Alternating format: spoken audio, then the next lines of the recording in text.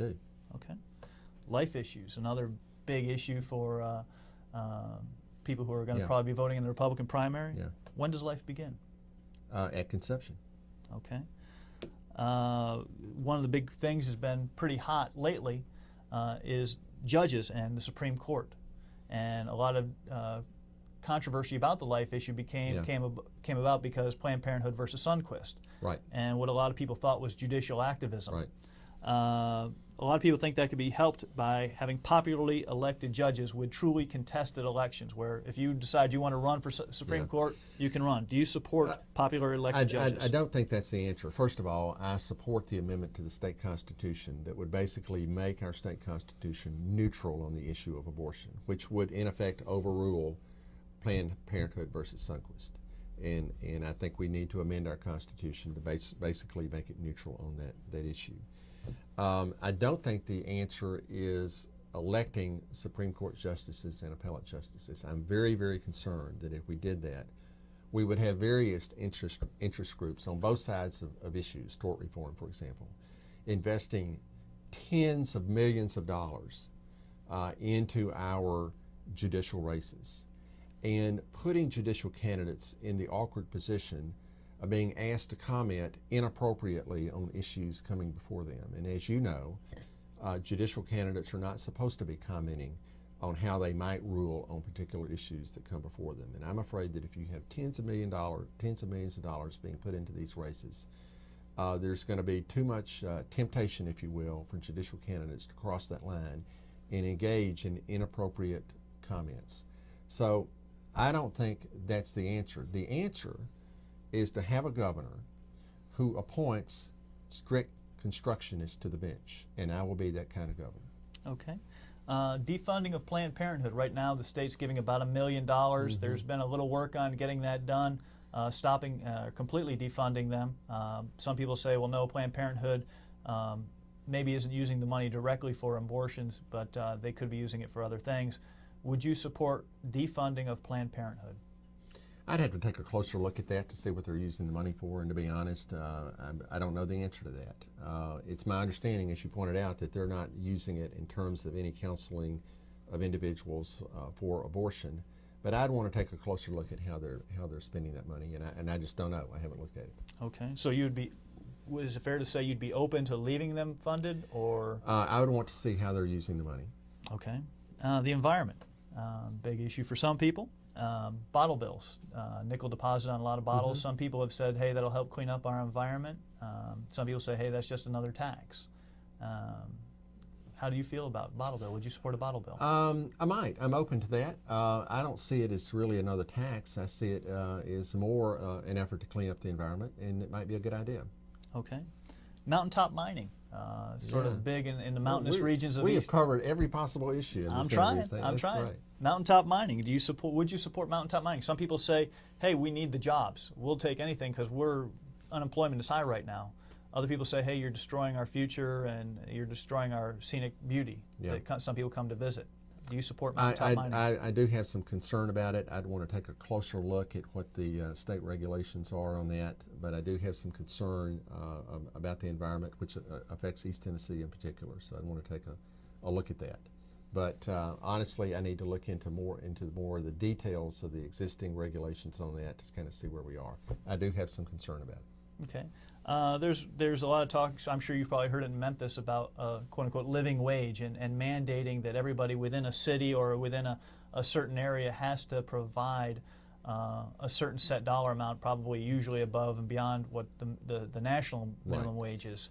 I'm against imposing that on private industry. I think we have a minimum wage law, and that sets the minimum wages that companies are required to pay. That's what it ought to be. Would you support having a statewide minimum wage change? Right now it's all federal. Yeah, not really. I think it's pretty good the way it is. Okay, well that pretty much hits all the big issues that I had.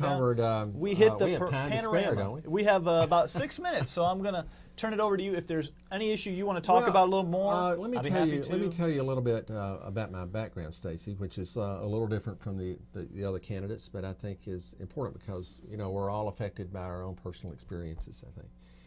But I was born in South Arkansas. I'm the youngest of 6. My family had a small farm, not a big one, a small one. My father was a very smart, gifted man, but unfortunately, he was also an alcoholic. And when I was 4 years of age, he walked out on us. It's one of my earliest memories. I remember the day that happened. As a result of that, we lost our farm to foreclosure. I watched as my mother struggled to make ends meet. And some of my other earliest memories are people coming into our home and buying our items of personal property, our chairs, sofas, china, silverware. So my mother would have enough money to walk down the road to the small grocery store to buy groceries to put food on the table. It was a very, very tough time for us. Believe it or not, Stacey, as a result of that, I was skipping school at an early age.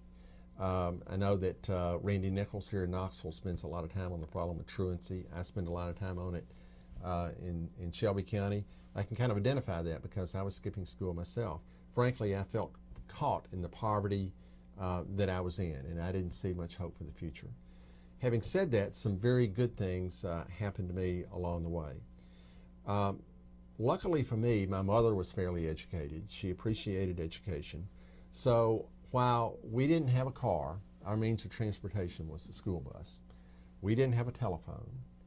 We didn't have a television until I was 10 years of age when one of my older brothers bought us one. The one thing we did have in our house was my mother's collection of books. That's the one thing she would not sell. That was a real gift that my mother gave me, because it meant that I grew up becoming a good reader. It also meant, and I don't know if this is good or bad, Stacey, but it meant that I could skip a week of school and still make pretty good grades because I was the best reader in the class. My 4th grade teacher had a tremendous impact on me. She kept me after school one day and said, "You have missed so many days of school, you're supposed to repeat the 4th grade, but I'm going to let you move to the 5th grade because you're the best reader in the class. You make good grades." And in about 20 minutes, Ms. White, my 4th grade teacher, connected the dots for me and helped me to realize that my way out of poverty was to go to school and work as hard as I could. I did not skip school after that 20-minute conversation with Ms. White. She had a tremendous impact on me. Another person that had a great impact on me was the man who got our farm at foreclosure. As I mentioned, I was the youngest of 6. My mother and I were the only ones left when we lost our farm. And we moved across the road to a small house. The man who got our farm at foreclosure hired me to work on the farm after school and on weekends. He became somewhat of a mentor to me. He helped me with school projects. He introduced me to Republican politics. And this was South Arkansas in the early 60s. You could put the Republicans in a phone booth. But he was the Republican and got me involved in Republican politics. When I was 15, one of my older brothers packed my mother and me up and moved us to Memphis to seek a better life, seeking an opportunity. And when I got to Memphis, I had a chance to go to a good public school, a school that was kind of a college prep high school. The teachers were pretty demanding on us. I took advantage of that. My mother didn't have a dime to send me to college. But as a result of being able to go to a good public school, have good teachers, work hard, I got a scholarship to go to Vanderbilt. Don't hold that against me. But I share that background with you because it does affect how I view things. I know what it's like to grow up in a family with a family member suffering from an addiction. My father was suffering from alcoholism. I know what it's like to have a sense of hopelessness for the future. I've been there. But I also know what it's like to have hope for the future, to see the light at the end of the tunnel, to work hard, to persevere.